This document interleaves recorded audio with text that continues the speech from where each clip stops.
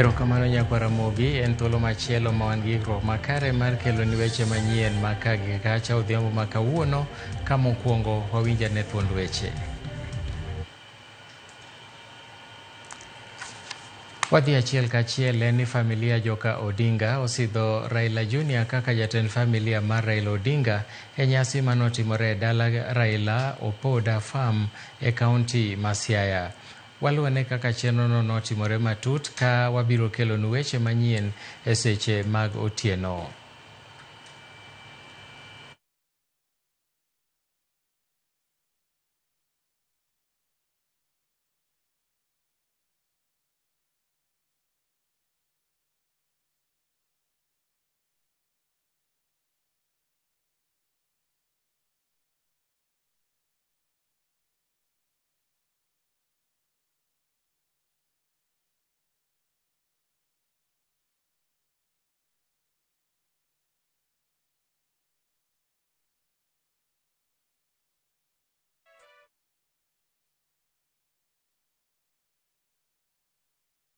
Jakom kambi mar Royal Media Services Dr. SK Macharia otero ywak e dala mosenindo gai mar ODM Raila Odinga e gwenge ma Bondo e kaunti ma Siaya. Dr. SK Macharia nosir gi gavana ma Homa Bay Gladys Wanga ma bende jakom duond bura mar ODM. SK Macharia noywago Raila Odinga kaka osiepne mar higni mathoth kendo jal mane osechiwore ne Kenya moloyo ng'ata ng'ata. Dr. SK Macharia, jakom mar kambi fuambo Royal Media Services, olimo dala mar mosenindo Raila Odinga matero ywak mare kendo chung'e achiel gi familia.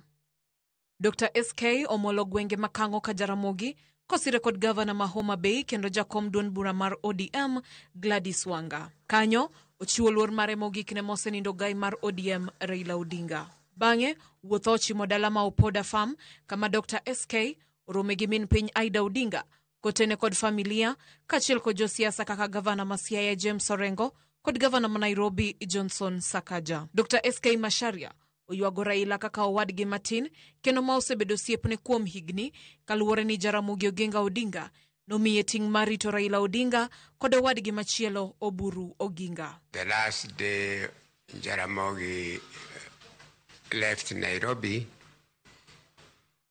we walked through her as his secretary, and I walked him through the stairs of Ajib House. And as I put him in the car, he told me he will come back the following week. We go and see President Moi. So I walked him downstairs and put him in the car to come to Bodo and come back to Nairobi the following week. As I put him in the car in Nairobi, he told me he has two sons, one called Oburu and one called Laira. And I'm older of them, of the two of them. I take care of them. Dr. SK Macharia bende odhialo Raila Odinga kaka jasiasa mosechiwore ne piny Kenya moloyo ng'ata ng'ata kendo onge jal moro amora e thur kaendi madipim kode. Achiel kuom gigo mosemiyo siro Raila Odinga kinde ka kinde kod familia mare. Whenever you have been hearing rumors, Akikuyu called SK even during Matiba's time that is supporting Raila Oginga Odinga or others during Kebake's time and Uhuru's time that I'm supporting Oginga Odinga, Raila Odinga, is because they are my brothers. They were left for me, and she testifies to that. You take heart, Mama. Take heart. Thank you. We'll find him there. He's a great man. He was a great man. Just like his father. Like father, like son. He was a great father. For this country, he has given to this country what we don't know. Maybe the history will tell us. But for now, we don't know anybody else who has given that much of his life to this country. Mama Aida Odinga korka kore olero kaka familia mare kod mano ma Dr. SK Macharia osebedo gi osiep makare kuom higni ahinya to chakre ndalo mag wuon Raila Jaramogi Oginga Odinga. Osiep mar joka Jaramogi kod SK en osiep moa mabor. Ochakore higa mar 90 akianen gachiel 90 kanyo 92 to nen ng'at mane Jaramogi ohero and osetiyo maber, oserito gi nyaka sani. Amor nobiro kaka wuono mondo bendo biyo gono osiepni oriti. Efinye Kidi, Ramogi TV. Ndalo manok kende bang' yik maneno gai mar ODM Raila Odinga, moko kuom josiasa ma Kaluo koro kwayo kwe e kinde ma pod piny Kenya okuyo kaluwore gi tho mar Raila. E twak mare gi jofwamb weche e pare mopoda fam, jang'ad rieko ne jatend piny weche mag uchumi Jaoko Oburu okwayo jo ODM mondo owuo kod duol achiel kendo siro sirikal mar manywanda mane Odinga oweyogie. Gie kindeno jatelono nomero ni kaka familia kod Kenya mangima pod gin kod lit kaachiel kod mirima ma ok owinjore josiasa moko muoch kod weche moko masako it kaka manyocha nowachi kod gavana ma Nyeri Mutahi Kahiga. Owewa Kenya moriure. Wan sani watiye broad base no ne okele mondo oriw Kenya nikech tika moma Kenya nochuk madhi barre. Sani nyaka ne broad base bi kata ji mang'eny mane temo pogowa. Weche gi odhi tenge boling. Kik wang'ini oganda te mar Okuyu ni rach. Wakao ni ng'ato kolusu to wasiem ng'ano obo otinga mzigo ne ka koting'ono. Ng'ato kata ka en former DP malusu to oting mzigo ne ka koting'ono. Nikech wabende iye kanyo wan gi joma moko bende ma pod uchunge kodwa motegno. Ilopgi wabeduru joma bende wan koro sani kaka joma tindo. Wan wang'iyo mfano ma baba noweyo. Wang'iyo kuma baba noketo waeni mondo kata sani dongruok mwang'iyo weche mag economic empowerment kan an kaka ng'ad rieko e sirikal. Wang'iyo gik mopogore kendo vijana e gima duong' ma waneno ni dongo. Komishna mar kaunti ma Migori Kisilu Motua osingarita makare e gwenge duto moting'o gweng' mag Witembe e sub-county ma Kuria East mar rochruok mag arita osebedo kathiro somo e kinde piny mar klas 12 KCSE kod grade mar 6 mong'ere kaka KPSEA to gi grade 9 mong'ere kaka KJSEA.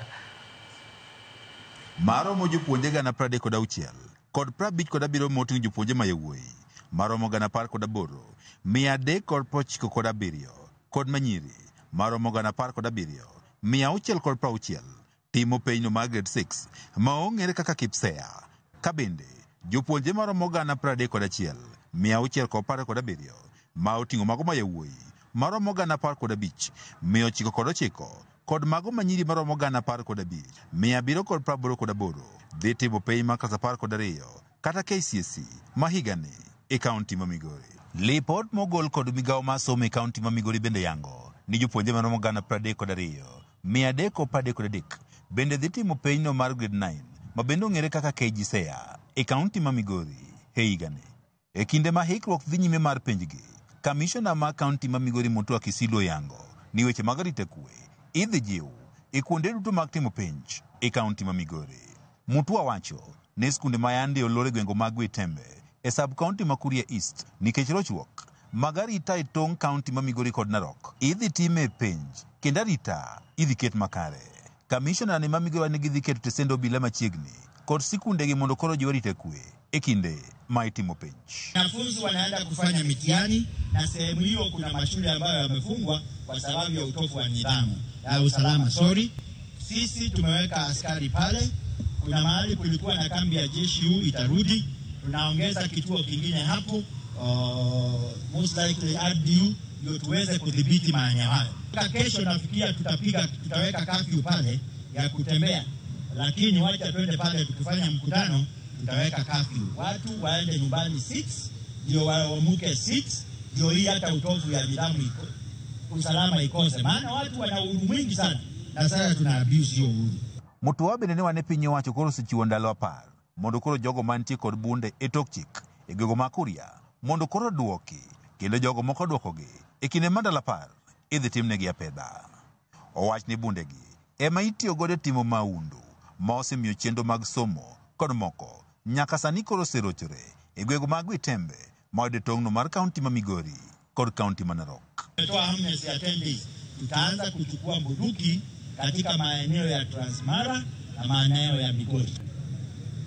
Bunduki zote ambazo ziko katikati ya Wakuria na wale wa Kipsigis wa Transmara, government is going to get those firearms because hiyo firearms ndio imepea watu impunity, ndio imepea watu ujasiri ya mnayo, hata ndio inaiba hapa hii town yenu. Lakini wizi yote hapa siko na bunduki ndani.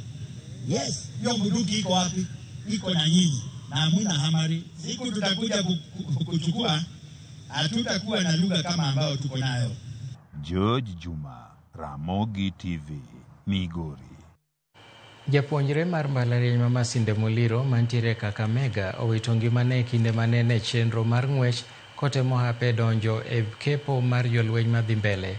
Kaluwore gi komanda mar obila ma Bungoma Central David Saina, japuonjreno ma jahigni 22 nolwar apoya moring kode nyaka ka thieth machwele kama noyangi ni osewito ngimane. Apisa ma DF Kanal Eliud Yegon mane tayo kepono onyiso rowere madwa bedo jolweny mondo obed mabor gi yedhe mamero ji.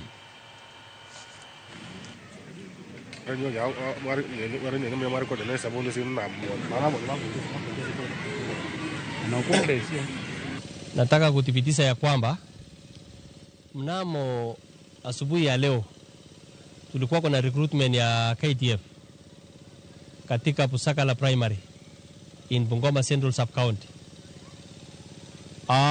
Kuna kijana moja by the name Eugene Wamalwa alipata alisirai wakati anafanyiwa wakati wanakimbia and then akakimbizwa hospitali Sub-County Chwele Sub-County Hospital. Na alipofika huko akaangaliwa na daktari, wakati bado naangaliwa akakuwa confirm. You must be physically fit according to standards ile KDF inahitaji. So vijana ningewahimiza wajichunge, wasiingie kwa miadarati because kuna wale ambayo wanatolewa kwa usajili kwa sababu ya kutumia miadarati vibaya.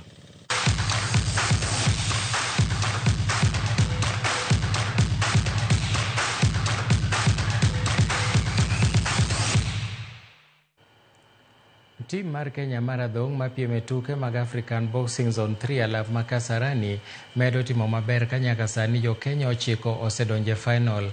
E tugo mar nus final e pek mar bantamweight, Amina Martha ma Kenya noloyo nyar Ethiopia Noma Nasefa 5-0 mochopo e final. Cynthia Nimai ma nyar Kenya bende notimo maber manochopo e final mar tukego bang' diemo jatugo manowuok e piny DR Congo.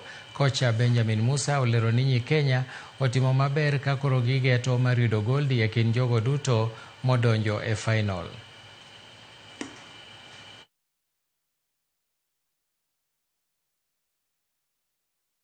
For now, I'm not overwhelmed or so happy because I'm aiming for the goal.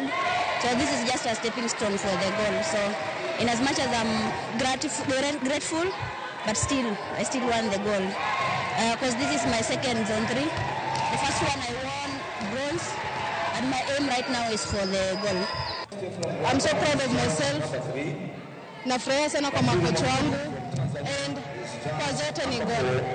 And I'm so proud.